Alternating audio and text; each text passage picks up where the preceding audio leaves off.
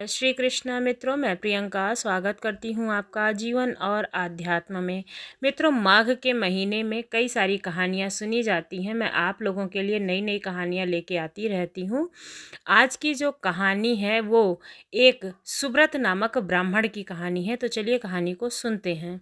प्राचीन काल में एक नर्मदा के तट पर सुब्रत नाम का एक ब्राह्मण रहा करता था। उसके पास समस्त वेद, धर्म, शास्त्र, पुराण, इन सबों का उसको बहुत ही अच्छा ज्ञान था। इतना विद्वान होते हुए भी जो सुब्रत नाम का ब्राह्मण था वो कभी भी अपने ज्ञान का प्रयोग किसी भी धर्म के कार्य में नहीं करता था, बल्कि वो पूरा जीवन उसका धन कमाने के लोभ में ही बीत गया और वो धन कमाने में ही फंसा रहा। इतना ज़्यादा वो लोभी था, इतना ज़्यादा उसको धन का लालच था कि चांडाल से भी उसने धन ले लिया था।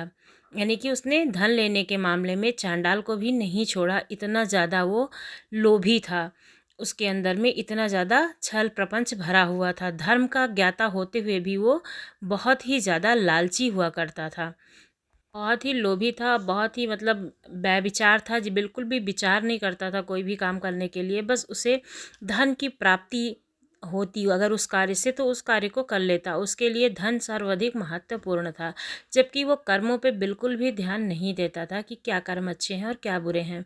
जरा भी गलत काम करने में वो संकोच नहीं करता था। इस प्रकार उसने बहुत ही अधिक स्वर्ण मुद्राएं एकत्र कर ली थीं और धन कमाते कमाते एक समय आया कि उसमें बुढ़ापा आ गया, क्योंकि बुढ़ापा तो हर किसी में आता ही है। अब वृद्धावस्था में उसको अनेक रोगों ने घेर लिया। इतना सारा धन होते हुए भी वे अपना स्वास्थ्य ठीक नहीं करवा सकता था।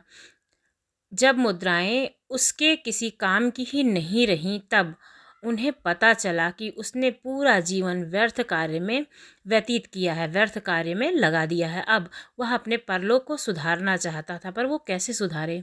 मैंने तो आजीवन कभी कोई भी सत्कर्म यानी कि अच्छा कर्म नहीं किया है। वह परलोक सुधारने के लिए चिंतातुर हो गया। सुब्रत पश्चाताप की अग्नि में दग्ध हो रहा था। व्याकुल चित्त से वे अपने उद्धार का उपाय सोचने लगा, यानी कि बहुत ज़्यादा परेशान था और उसी व्याकुलता में वो अपने उद्धार के बारे में सोचने लगा कि वो क्या करे। अचानक उसे आधा श्लोक याद आया, जिसमें माघ स्नान की विशेषता के बारे में बताया गया था।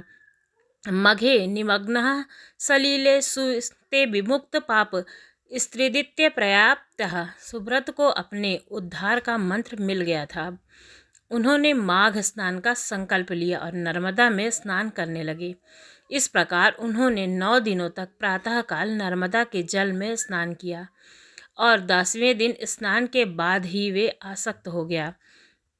माघ का महीना तो बहुत ज़्यादा ठंडा होता है और उसको आदत तो थी नहीं, तो वो सुबह सुबह जब स्नान करता था, इसकी वजह से उसे बहुत सारी बीमारियों ने घेरा और सर्दी से पीड़ित हो जाने के कारण उसने अपने प्राणों को त्याग दिया। सुब्रत ने जीवन भर कोई भी अच्छा कार्य नहीं किया था, पाप पूर्वक ही धन कमाया था। जो ज़्यादा धन कमाने में लगते हैं वो सदैव गलत ही कर्म करके धन कमाते हैं। लेकिन माघ महीने में स्नान करके पश्चाताप करने से उसका जो मन था वो निर्मल हो गया था। इसलिए माघ मास के स्नान करने से उन्हें स्वर्ग की प्राप्ति हुई। माघ मास में स्नान का ये विशेष महत्व होता है, इसलिए माघ मास में स्नान अवश्य करना चाहिए। ना हो तो संक्रांति को तो स्नान अवश्य करना चाहिए और कहानी भी सुननी चाहिए। आपको कहानी कैसी लगी ज़रूर बताइएगा। यदि अच्छी लगी हो तो हमारे चैनल को सब्सक्राइब करना ना भूलिएगा। इसी तरह की नई नई भक्ति भाव से विपूर्ण कहानियों के लिए।